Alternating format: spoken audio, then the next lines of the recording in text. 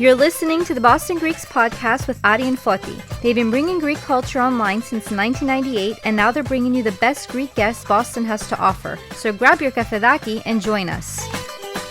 Hey everyone, welcome to another fantastic episode of the Boston Greeks podcast. We have a very, very interesting, amazing, cool, and I found out recently, somewhat connected guest. We're going to get to know a little bit more about her, but let me introduce my co-host, Foti Stamos. How are you, Foti? I'm well, and yourself, Ari. I love the enthusiasm in your voice on every episode. You know, we were speaking right before we got on, and, you know, we talk about Greeks and the history, and then we make the connections, and, you know, that's what it's all about with our culture. I love these facts, and, you know, without getting too far along, let's bring on our amazing guest today. Absolutely, and Ari, for those that are going to hear this name, definitely know our guest. And for those that haven't heard her name, should definitely know who she is. We want to welcome to the Boston Greeks podcast, the editor-in-chief of the Hellenic Chronicle and more, which we'll discuss, is Nancy Agris Savage. Thank you so much for joining us on the Boston Greeks podcast. It's an honor to have you on. It's an honor to be with all of you, and no better words that come together than Boston and Greeks. That's absolutely true. Nancy, we know you are, you know, a busy person, first of all, so thanks again for taking a little bit of time out with us. There's many stories that could cover many podcasts, but let's just begin a little bit about your background, your family background, where you're from, where you grew up, and kind of like where, we'll get to where you came to be, but a little bit of background for you. Okay, well, I was born into a journalism family. I guess that's probably the biggest part of the story. My father grew up in Central Square, Cambridge, a member of St. Constantine and Helen, surrounded by his family there, and my mother grew up in Manchester, New Hampshire, St. George Cathedral, also surrounded by family and very involved in community, both first generation from immigrant parents, that, you know, kind of typical story of that day. Probably the most, I guess, atypical part of my story is that my father seemed to have a drive about him as a young man. He got out of the military and at 24 went to school and got a degree in journalism from BU. This is like night school through the GI Bill.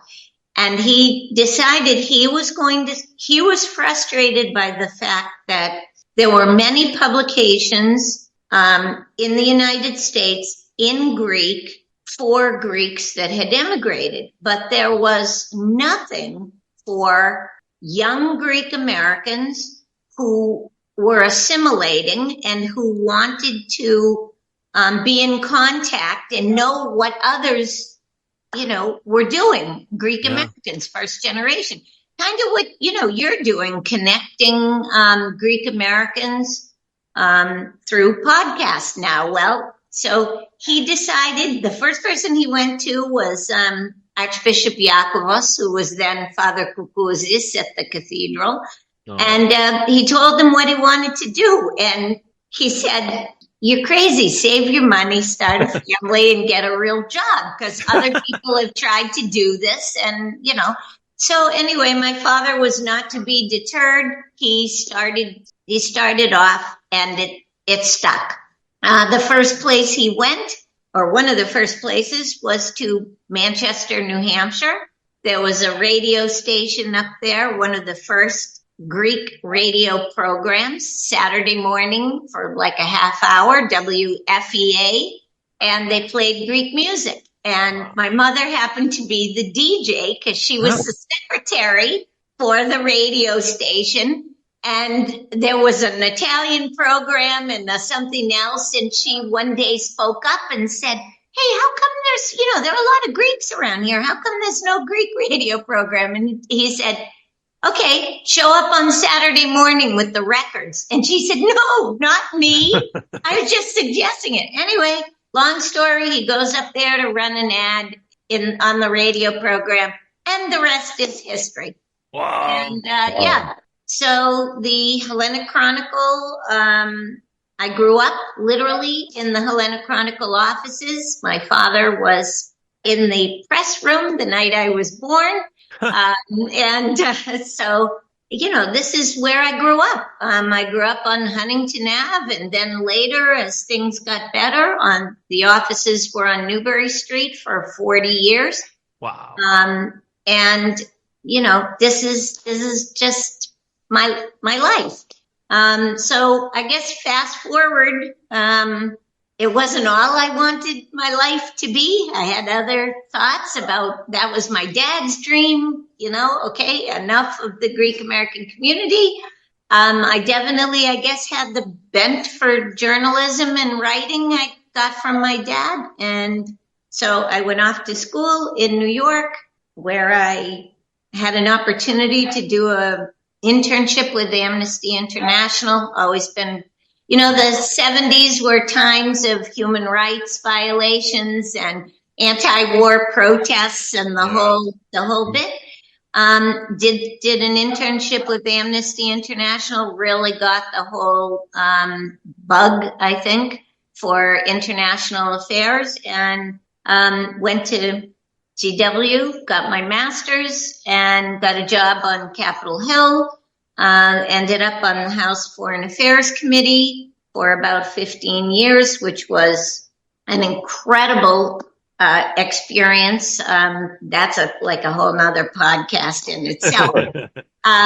But just traveled and, so I worked particularly on human rights issues, but I also worked on the Cyprus issue and Greece, Turkey, Cyprus, the whole balance of foreign aid and so forth. So got to know, a lot of folks on that issue as well. And it was something very near and dear to my heart because when the invasion happened in 1974, I was still in high school and I was still working at the paper. So obviously, it was a huge deal for the Greek American community here. Yeah. Literally that one event was the birth of the Greek lobby, as it's referred to.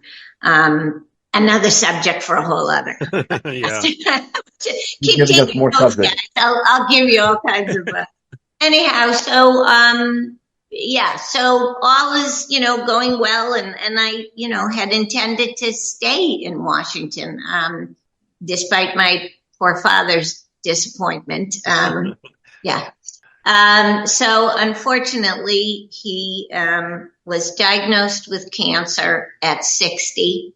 Oh, gosh. A guy who was just really did all the right things before they were talking about all the right things.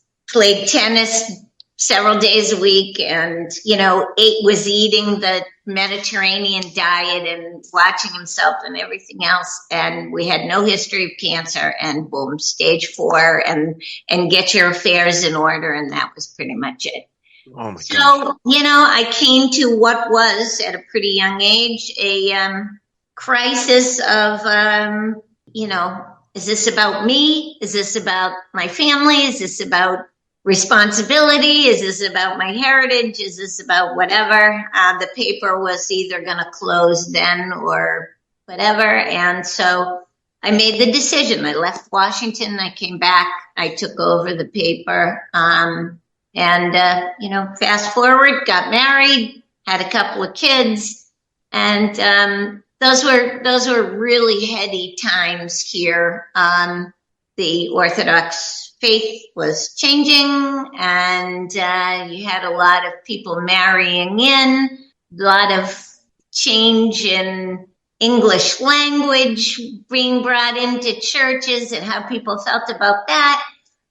Anyway, it was a very difficult position to be in, to try to balance the work-life Greek mother, wife, daughter thing.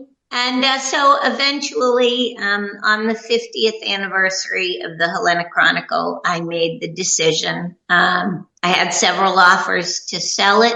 I decided I did not want to do that. because everybody has their own agenda when they have a publication. So I sold it, and I closed it, excuse me, and so now I freelance, and I speak, and I raise money for Greek American journalists in a scholarship through Alpha Omega, which, as you both know well, was, my dad was the founder of. And so that brings us to today. Yeah, so I definitely want to get into that. But before we get into that, I just want to say, this is a very brief description of everything you mentioned about your dad's life and your life. But I mean, it goes so deep and it affected so much. I mean, that was a staple of New England, but of much more, yeah. right?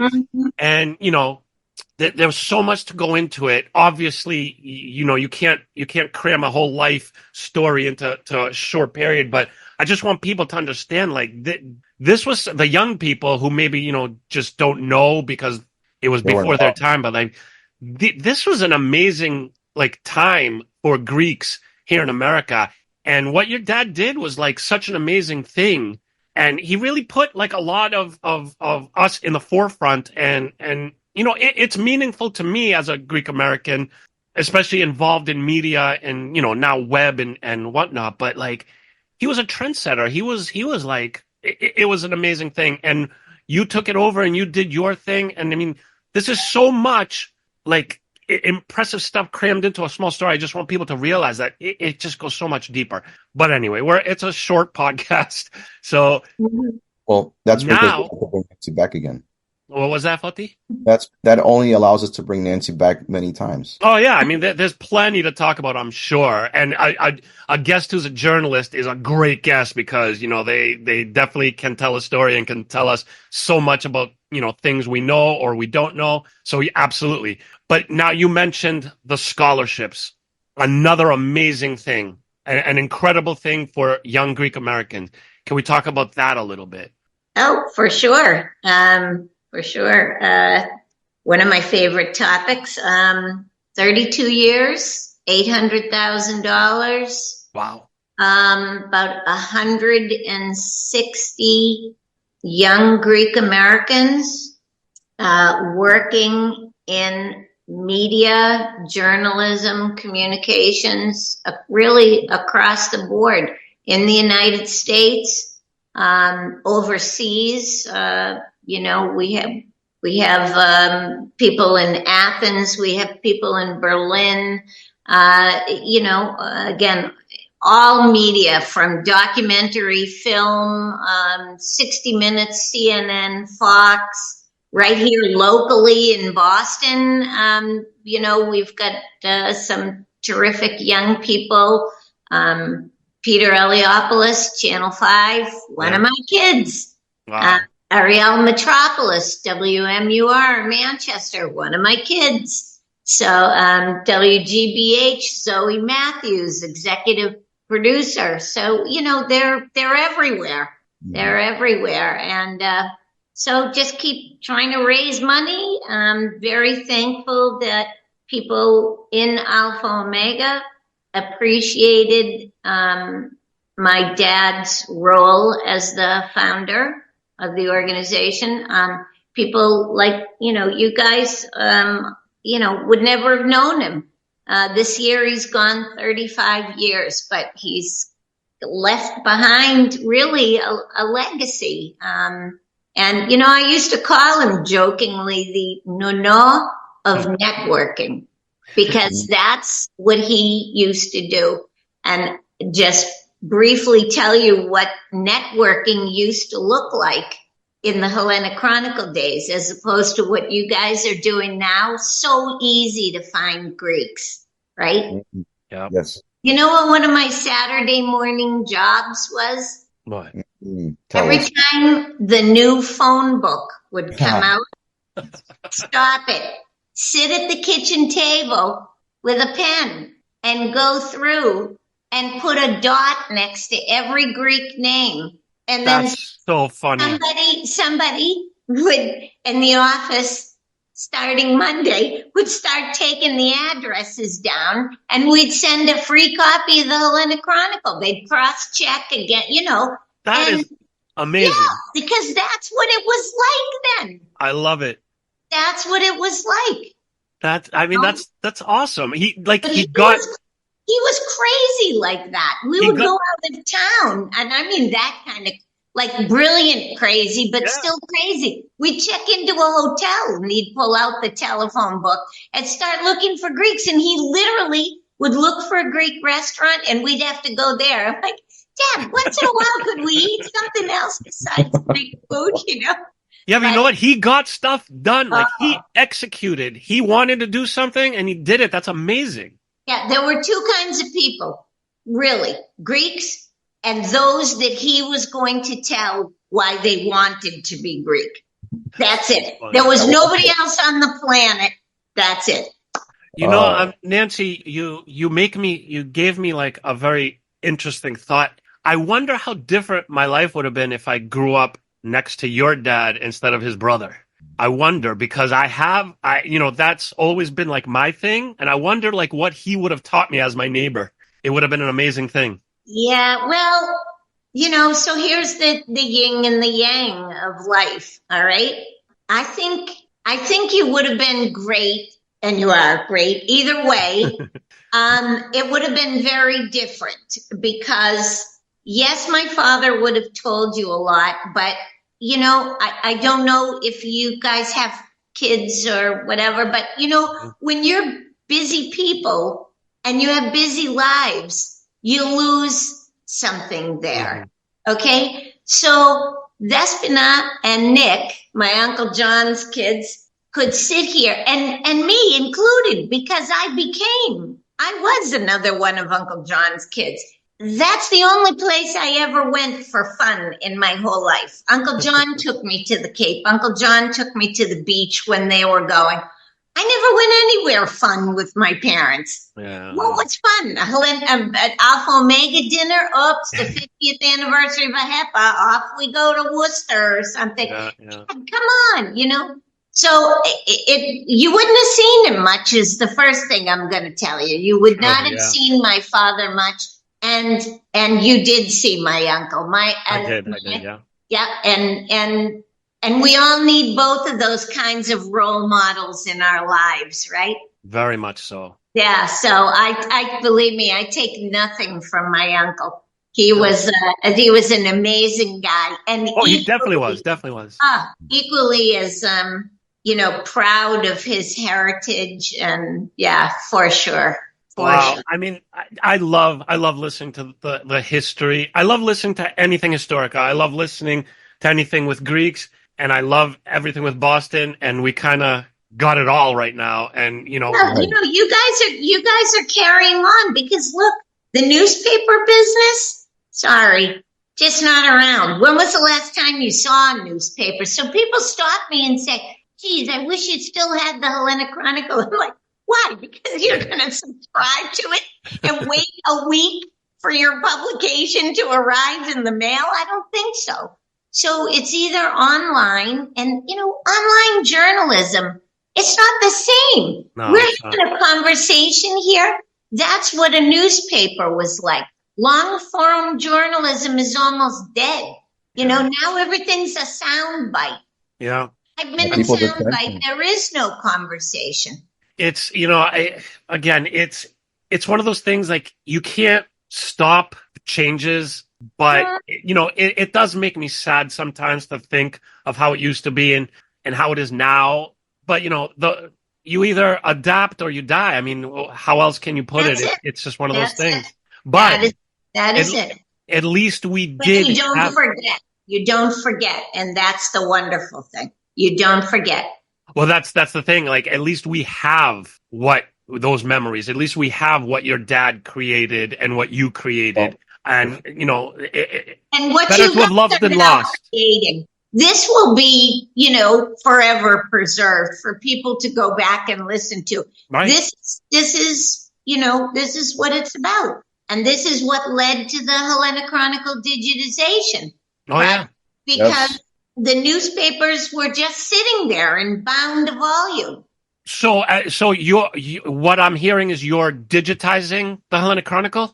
It's been done. Oh my gosh. All the manual, all 50 years, the manual digitization is done by a guy that I'm hoping you both know. If you don't, there's your next podcast. Only you'd have to do minimum of 3. Okay. Even touch Meleti Pouliopoulos. Oh yeah. We know Meleti. Okay. I am like, there are not enough things that I can say about what Meleti does.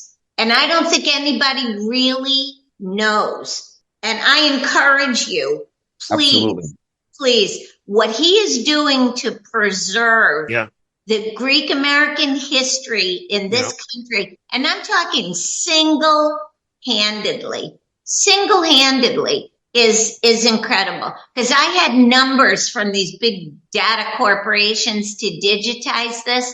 $250,000. Where am I going to get that kind of money? Crazy. So we raised $50,000 in like a minute. Bravo.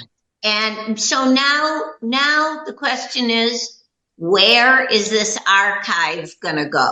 Harvard wants it. Princeton wants it. Bunch of other, entities want it, but they won't share it. It's not open and free, and I'm not doing that. I want your kids to be able to jump on there someday and say, I want to find my papu's obituary. I want to find a picture of my grandmother when she was in the Philoptochos, whatever it is. So that's what we're in the process of doing, and Meleti and I jokingly, I'm the pretty face behind the digitization. He's the one who did all the work. He's the guru. Bravo. Wow. Bravo. Nancy, you have to keep us posted on the next steps of that. We'd love to hear more about.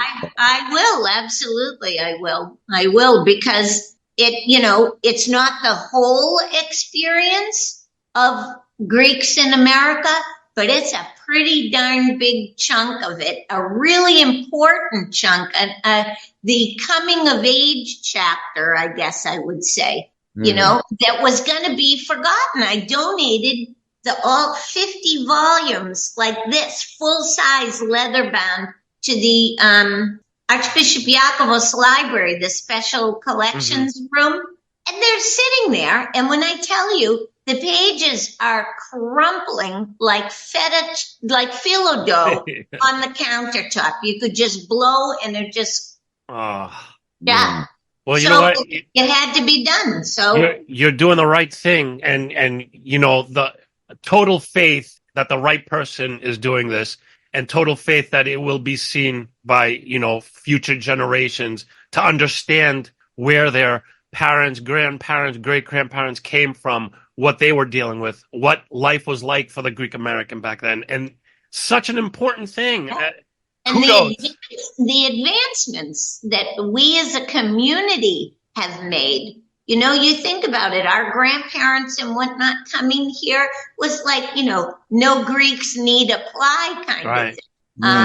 And, look where we are as a community now. I mean, it's crazy, the positions that, have been, we're at the forefront of everything. Politics, law, entertainment, medicine, you name it. We're everywhere. Wow. Nancy, the story is amazing. There's so much more that, obviously, again, time constraints but we would love to have you back whenever you have the time. We love these stories. We live for these stories. And just the fact that, I recently found that connection, and it just makes it all the more special for me personally. And we just want to thank you for taking that time with us and for getting a little tiny bit out there on our podcast. We appreciate it. Right. And Nancy, if I can also add and mention to thank you for coming on, but also we're going to be seeing you shortly, and maybe in a couple of weeks or less, we're going to see you at the Alpha Omega Gala, right? The honorees. Next week. next week. And for those Where that you guys are presenting scholarships to the next generation of journalists, right? We are Right. presenting 6 scholarships, and one to a local young man, Nick Antonakis, who's interning at WCVB right now, and a great young man. Another young woman from out of town who's at Emerson and who's interning at the Greek consulate, Anastasia Petridis. And the other 4 are from across the country. They're all coming to Boston for the dinner with their families. And also just very, very proud to say that our honoree this year, Nick Laragakis, we were from president of American Hellenic Institute, not from Boston, but a phenomenal Greek doing so much. And Nick and I were kids in Washington together. I've known him for 40 years. He's such a deserving guy. And our emerging leader is one of my former kids, Anthi Mitrakos, who's the editor of Portas magazine and just done so much in the field of communications and trying to connect Greeks and remind young Greek Americans to be proud of their heritage and what it means to them. And, you know, you thank me. I thank you for having me. More importantly, I thank you guys for carrying on the fight. There are not a lot of people doing this. There really are not. And you should be very proud of yourselves. And, you know, I hope you'll keep doing it for a long time. And I also hope that other people will do it in other cities. And you know, because this is the medium to which to reach, you know, you're basically doing the same thing my dad did in 1950 in today's medium. Yeah. I mean, that's awesome.